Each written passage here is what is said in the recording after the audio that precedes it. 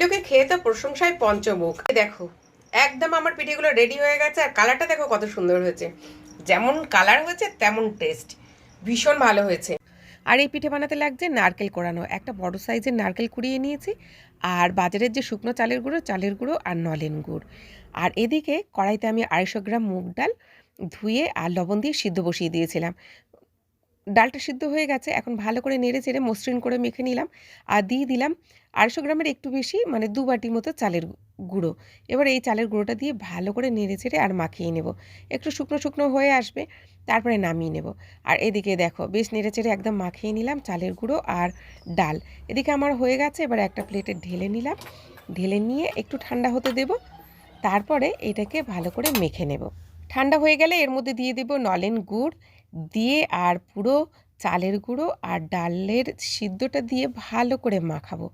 একদম ভালো করে যেমন ময়দা মাখানো হয় তেমন করে মসৃণ করে এটাকে মাখিয়ে নিতে হবে। আর এই দেখো এইভাবে ভালো করে মেখে না নিলে, যেহেতু এটা মুগ ডাল তাই ফেটে যাওয়ার সম্ভাবনা থাকে। আর যেহেতু পুর পড়বো, ফেটে গেলে সমস্ত পুর কিন্তু বেরিয়ে যাবে। আর এই দেখো আমি একদম মসৃণ করে মেখে নিয়েছি। আর এদিকে আমি কিছুটা পাটালি গুড় গ্রেট করে রেখে দিয়েছিলাম কড়াইতে, তার মধ্যে দিয়ে দিলাম নারকেল কোড়ানো। আর এখন একটু ভালো করে নেড়ে চেড়ে আর পুরটাকে বানিয়ে দেব। আর যেহেতু নলেন গুড় দিয়ে করছি, তাহলে কিন্তু সুন্দর একটা গন্ধ বেরিয়েছে, আর কালারটাও বেশ সুন্দর হয়েছে।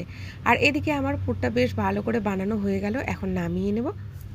আর 5 মিনিট রেখে দেব ঠান্ডা হওয়ার জন্য। তারপরে আমি কিন্তু এদিকে পিঠেটা বানিয়ে নেব। আর ময়দাটাকে আরেকটু ভালো করে মেখে নিলাম। এটাকে আমি 10 মিনিটের জন্য রেখে দিয়েছিলাম ঢাকনা দিয়ে, আর একদম সফট হয়ে গেছে। এখন আমি ছোট ছোট লুচির মতো করে লেচি কেটে নেব। লেচি কেটে নিয়ে আর পুরগুলোকে ভরবো।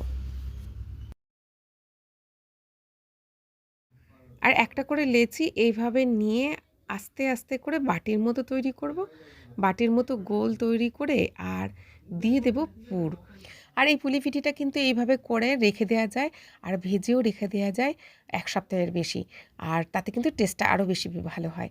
তো আমি এইভাবে নিয়ে চারিদিক দিয়ে ভালো করে মুড়িয়ে মুড়িয়ে একটা পটলের আকারে বানিয়ে নিলাম। আর এটাকে বিভিন্ন রকমের শেপ দেওয়া যেতে পারে, তো আমার পটলের মতো বেশ ভালো লাগে, তাই জন্য আমি পটলের মতো বানিয়ে নিলাম। আর খেয়াল রাখতে হবে পিঠে মোড়ানোটা যেন খুব ভালো করে হয়, যাতে খুলে না যায়, তাহলে কিন্তু পুর বেরিয়ে যাওয়ার সম্ভাবনা। সুন্দরভাবে হয় যাতে খুলে না যায়, খুলে গেলে কিন্তু পুরটা বেরিয়ে যাবে।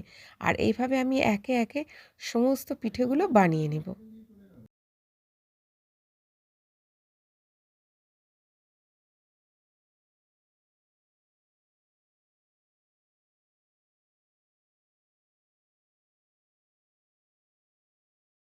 এদিকে দেখো কত পিঠে হয়েছে, অনেকগুলো পিঠে হয়েছে, অনেক পিঠে হয়েছে। তো এখন ভেজে নেবো, চলো। কড়াইতে সাদা তেল দিয়ে দিয়েছি। আর তেলটা খুব বেশি হিট হলে কিন্তু হবে না, একটু বেশি হিট করে নিয়ে একটু কমিয়ে দিতে হবে। তারপরে একটা একটা করে পিঠে ছাড়তে হবে, একসঙ্গে অনেকগুলো পরিমাণে দিলে হবে না। মোটামুটিভাবে ডুবো তেলে লাল লাল করে 5টা 6টা করে দিয়ে আর ভাজতে হবে। আর হালকা হাতে একটু নাড়াচাড়া করতে হবে। আর তেলটা খুব হিট হয়ে গেলে কি হবে, উপর দিয়ে লাল লাল হয়ে পুড়ে যাবে, ভিতর দিয়ে কিন্তু মুচমুচে হবে না। আগুনটাকে একটু কমিয়ে আর ধীরে ধীরে একটু সময় দিয়ে আর ভেজে নিতে হবে, একদম লাল লাল করে আর মুচমুচে করে। আর দেখো আমার এখানে ভাজা হয়ে গেছে, আর কালারটা এত সুন্দর হয়েছে, একদম লাল লাল, মানে লোভনীয় হয়েছে। দেখো কত সুন্দর কালার হয়েছে। তো আমি এখন এইগুলোকে নামিয়ে নেব।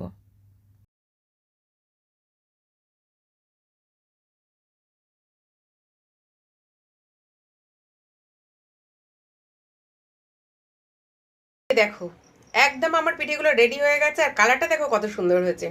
যেমন কালার হয়েছে তেমন টেস্ট, ভীষণ ভালো হয়েছে। আর এইগুলো যতটা ভালো করে ভাজবে ততটা কিন্তু মুচমুচে হবে, আর খেতে তত সুন্দর হবে। দেখো কত ভালো হয়েছে।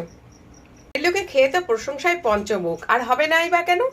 কালারটা দেখো কত সুন্দর আর তেমন টেস্টি।